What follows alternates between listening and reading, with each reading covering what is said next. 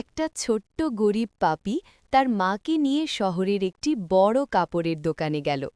পাপীটার খুব ইচ্ছে ছিল একটি সুন্দর জামা কেনার।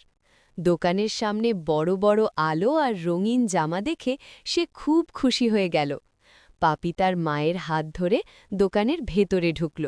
সে একটা নীল রঙের ছোট্ট জামা দেখে বলল, মা, এই জামাটা কত সুন্দর।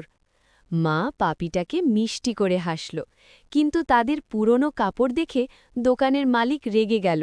সে চিৎকার করে বলল, তোমরা গরিব, এই দোকানে তোমাদের জন্য কিচ্ছু নেই, বের হয়ে যাও। লোকটা তাদের দোকান থেকে ঠেলে বের করে দিল। পাপীর চোখে পানি চলে এলো। সে মায়ের দিকে তাকিয়ে ধীরে বলল, মা, আমি কি খারাপ? মা পাপীটাকে জড়িয়ে ধরল এবং বলল, না বাবা, তুমি খুব ভালো। একদিন তুমি বড় হবে আর তখন তুমি নিজের ইচ্ছে মতো সব কিছু কিনতে পারবে। পাপী চোখের পানি মুছে মায়ের হাত শক্ত করে ধরল। তারা ধীরে ধীরে দোকান থেকে দূরে চলে গেল, কিন্তু তাদের মনে ছিল একটি দিন ভালো দিন আসার আশা।